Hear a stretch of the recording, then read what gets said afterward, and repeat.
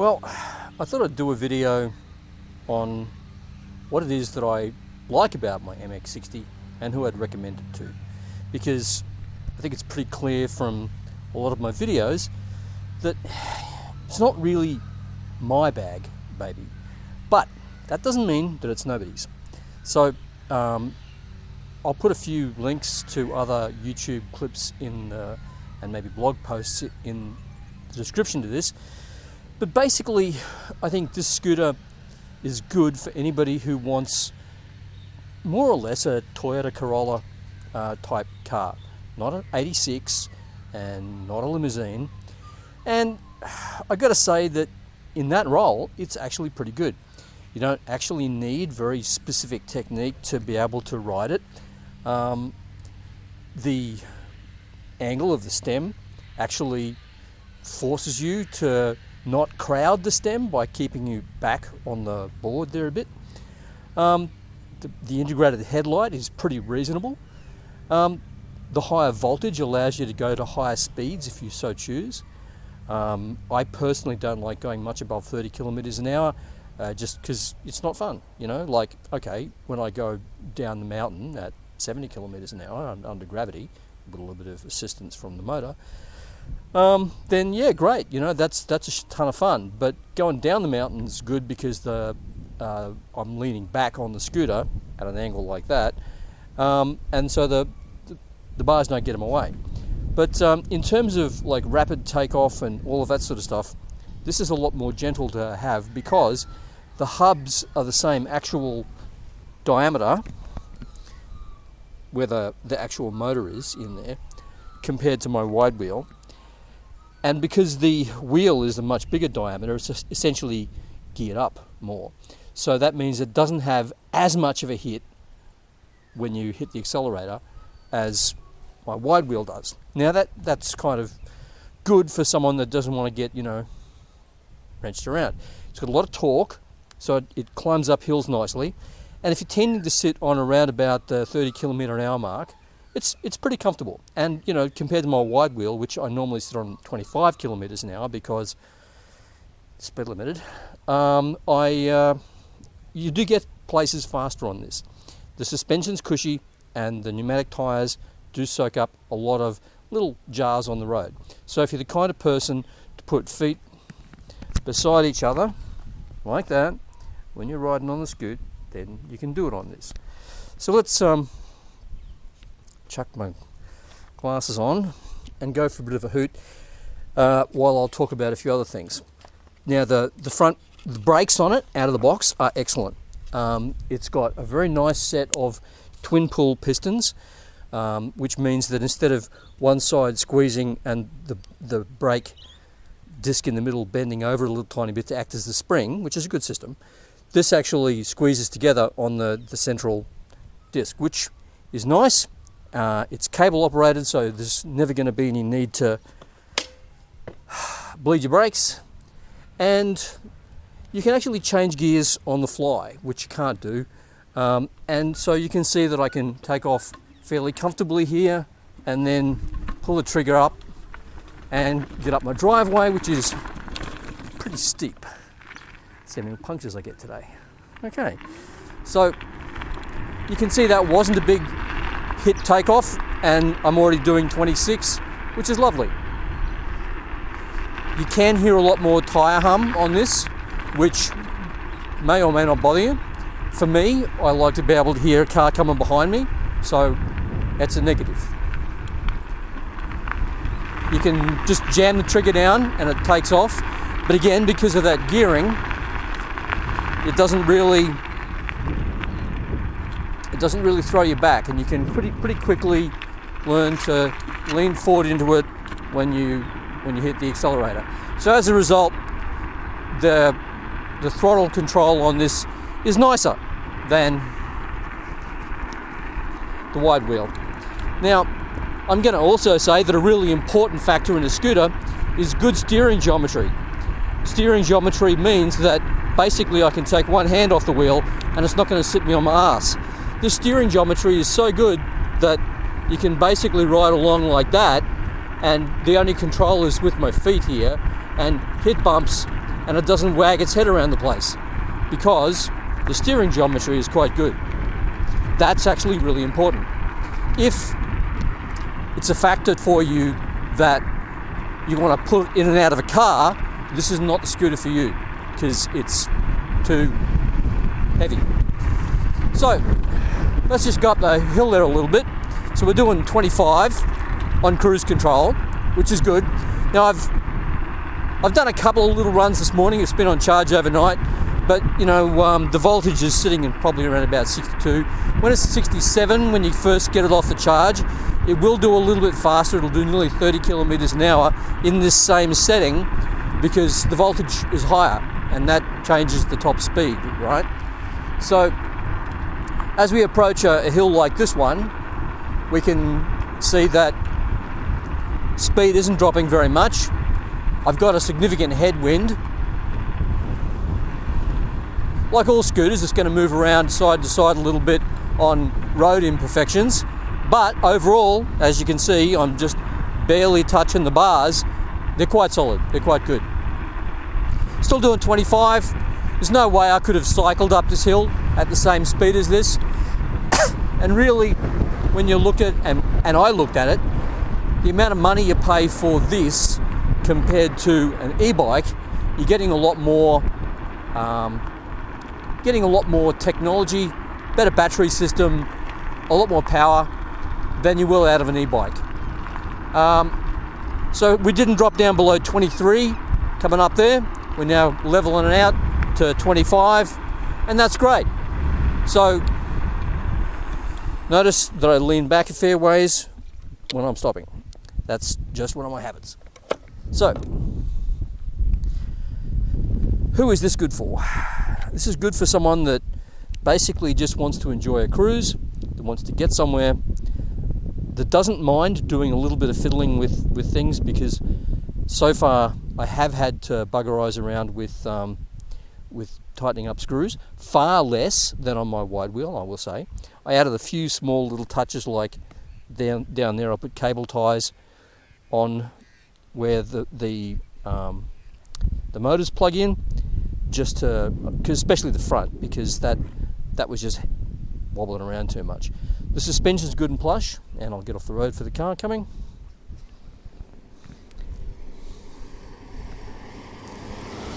So let's go back down the hill and see. We'll have a tailwind there, so that'll make it a little bit less wind noisy. And again, you know, the trigger take up point's actually okay, so I can just hop on as it goes. I've got kick to go taken off. Maybe you can hear the road noise there. So I'm in gear 2 because we're now going down a hill. You've got to keep a firm hand on the bars when you're going over the bumps, because it does tend to kick back when it goes over the bumps because of the simple physics of, you know, a scooter on a long stick, right? But here we are doing 31 kilometers an hour down this hill, and I can actually stand pretty comfortably. Let's put that back a bit further. I can stand pretty comfortably like that, and you can see the relationships between stem, my body, and that's actually pretty comfortable. Now I've got my feet left and right to allow me to, I'd like to have my feet a bit more separated, but I can put my front foot there and my back foot's down there, and it's pretty comfortable. So as well, I can ramp up the speed a bit. We're in gear 2 now, so I can actually, because we're in cruise control, I can tap mode once, or press mode once, and it's pre-selected 3. So all I need to do now is just pull the trigger, and it's going to go faster.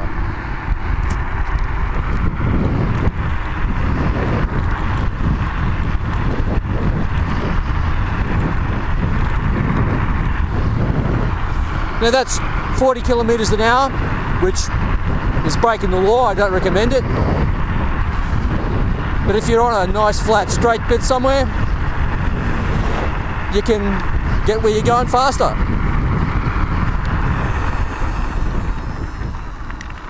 Try and avoid most of the gravel so that I don't get more punctures in my tyre while this is sorting itself out.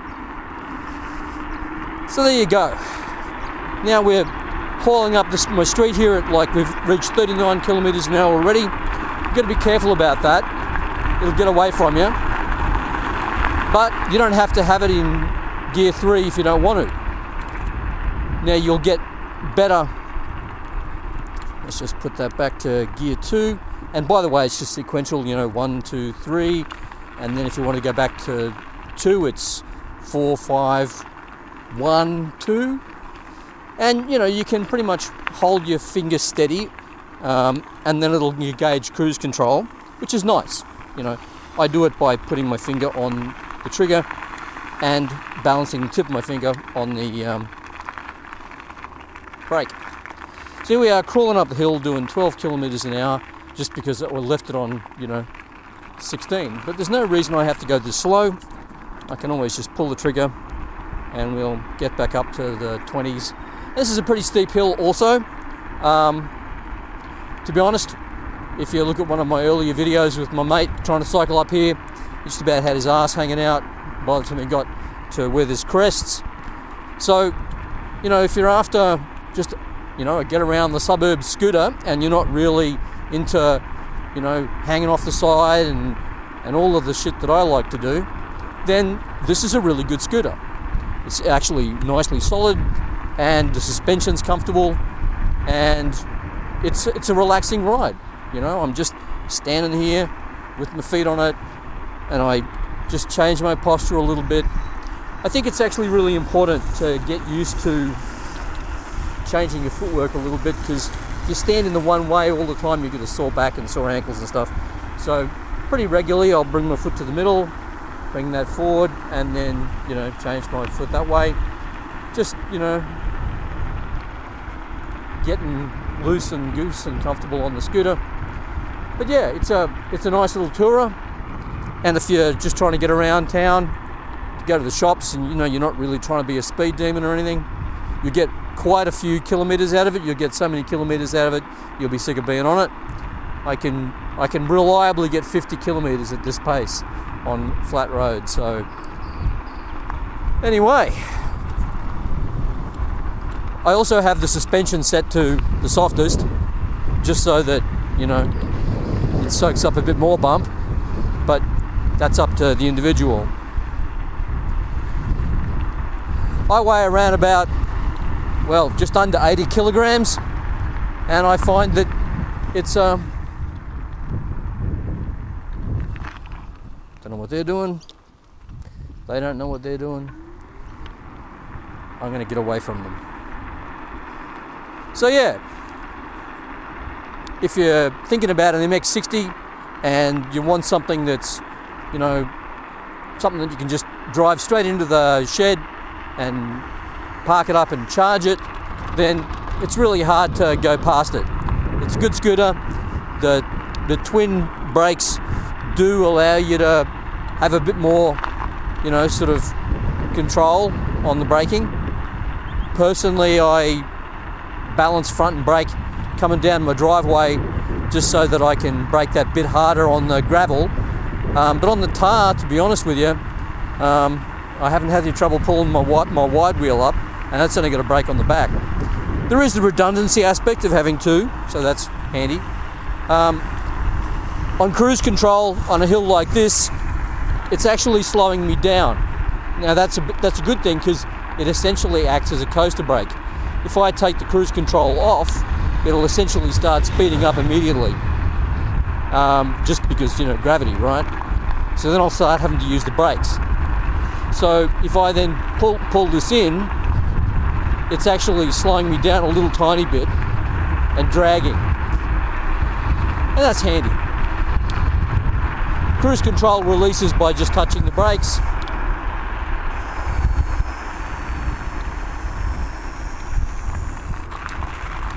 And this gravel's as slippery as shit.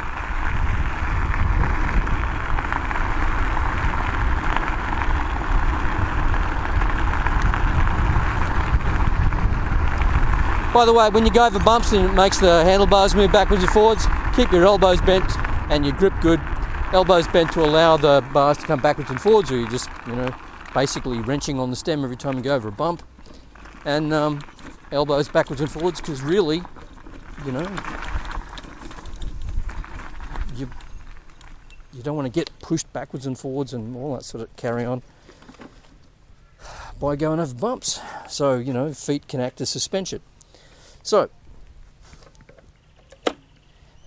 when you get back home, if you want to charge it, you can unlock the thing and get at your battery, which is great.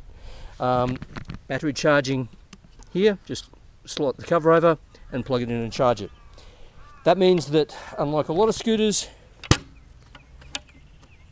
don't have to worry about, is there going to be anything leaking in to the electrical system via the charging point.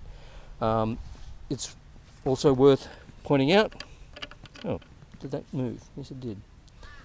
Well, probably I moved it. It's probably not obvious, but there's a rubber seal. It goes all the way around the edge here. You need to make sure that that's actually, not popped out or anything like that. The strap, I'll make sure it's pushed down before I close the lid, and I put a couple of bits of tape there just to stop it from rubbing as much. Controllers are all underneath here, and all the wiring goes down there. It's a really well put together scooter in a lot of ways, and pretty easy for maintenance. Oh, and of course you can also lock it, effectively prevent someone taking it by unplugging the plug there, and you've got that down and locked.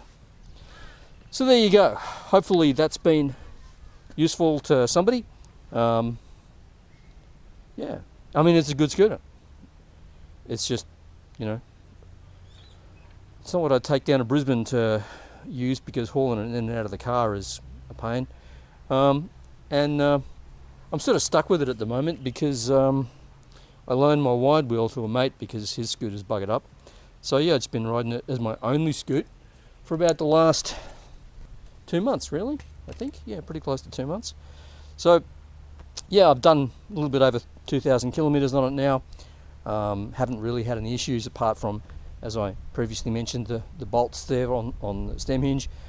That's all sorted out now by Loctiting everything and just not folding the stem all the time. And actually, to be honest with you, the folding stem's really not worth it. It's a very solid mechanism, but it's just a little bit inconvenient to use.